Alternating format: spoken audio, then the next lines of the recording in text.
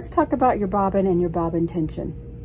Your bobbin comes in, goes into your bobbin case, it comes off clockwise.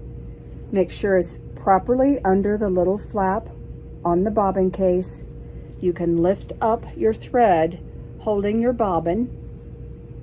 Make sure there's no lint under that little flap. If there is, blow it out.